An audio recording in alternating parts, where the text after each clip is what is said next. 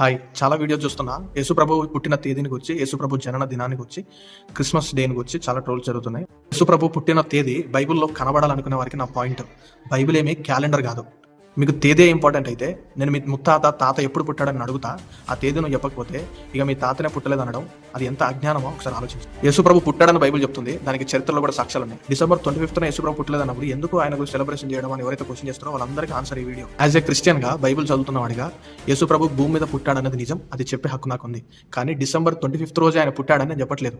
కానీ ఏం జరిగింది క్రిస్మస్ రోజున? క్రీస్తు శకం 300 శతాబ్దంలో క్రైస్తవులు యేసుప్రభు జననాన్ని డిసెంబర్ 25న చేసుకోకముందే ఇదే డిసెంబర్ 25న రోమీలు సూర్య దేవుని పుట్టినరోజుగా ఒక పెద్ద పండుగలాగా ఈ డిసెంబర్ 25ని సూర్యుని పుట్టినరోజుగా జరుపుకునేవారు. సూర్యుని పుట్టినరోజు దినాన పండుగ జరుపుకునే ఆ సందర్భంలో యేసుప్రభు జననాన్ని లేదా యేసుప్రభు ఈ లోకం కోసం పుట్టాడనే విషయాన్ని ఎందుకు ఆ రోజున క్రైస్తవులు ప్రకటించాల్సి వచ్చిందో ఈ వీడియోలో చూద్దాం.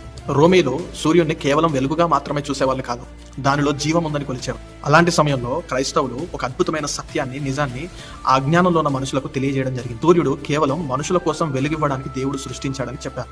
అది మాత్రం కాదు, మీరు పుట్టినరోజు జరిపే సూర్యుడు కాదు, ఆ సూర్యున్నే కలిగించిన వాడు ఈ లోకంలో పుట్టాడని, సూర్యున్నే వెలుగు అనుకుంటున్న రోమీలకి, సూర్యున్నే జీవం అనుకుంటున్న రోమీలకి ఇదిగో దేవుడే దిగి వచ్చి నేనే వెలుగుని, నేనే జీవాన్ని అని పరిచయం చేసుకున్న యేసుప్రభు పుట్టాడని వాళ్ళకు పరిచయం చేయడం జరిగింది. చీకటిలో ఉన్న మానవ జీవితాలకు నీతి సూర్యుడను ఒకడు పుట్టాడని వాళ్ళు ప్రకటించడం జరిగింది. ఆనాడు క్రైస్తవులు సూర్యుని పండుగను తీసుకోలేదు, కానీ సూర్యున్నే కలిగించిన దేవుణ్ణి, సూర్యుని కంటే గొప్ప సత్యాన్ని ప్రజలకు పరిచయం చేశారు. ఎస్, బైబుల్ డిసెంబర్ 25న యేసు పుట్టాడని చెప్పదు, కానీ ఇదిగో చీకటిలో ఉన్నవారు గొప్ప వెలుగును చూశారని, ఆ వెలుగే యేసుక్రీస్తు అని బైబిల్ ప్రకటిస్తుంది. సూర్యుడు వెలుగు కాదు, ఇదిగో సూర్యున్నే పుట్టించిన వాడు నిజమైన వెలుగు. క్రైస్తవ్యమైన, యేసు బోధైన, బైబిల్ అయినా ఇదిగో మనిషిలో ఉన్న అజ్ఞానాన్ని తొలగించి మనిషిలో జ్ఞానాన్ని నింపేదయ్యింది.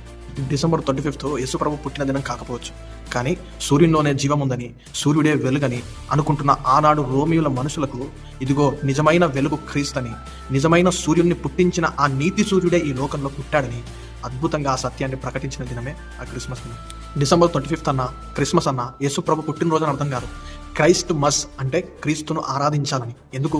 ఇదిగో మనం ఆరాధించాల్సింది సూర్యుని కాదు, ఇదిగో ఈ సూర్యుని కలిగించిన యేసుని, నేనే వెలుగుని అని చెప్పుకునే యేసుని ఆరాధించాలని ప్రకటించిన దినం ఆ క్రిస్మస్.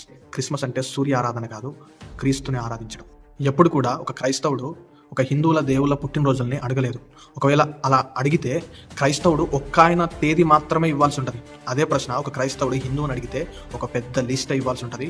ఒకసారి ఆలోచించండి. ఈ వీడియో నా కౌంటర్ కాదు, కోపంతో పగతో చేస్తున్నది కాదు. ప్రతి ఒక్క సహోదరుని ప్రేమించి వినయంతో ఇస్తున్న సమాధానం మాత్రమే. నాకు తెలుసు మీరు కొందరు బ్యాడ్ కామెంట్స్ పెడతారని, కానీ నాకున్న నమ్మకం ఇండియా హై యూత్ ఉన్న ప్లేస్ మాత్రమే కాదు, కొందరు ఎడ్యుకేటెడ్స్ అండ్ సంస్కారం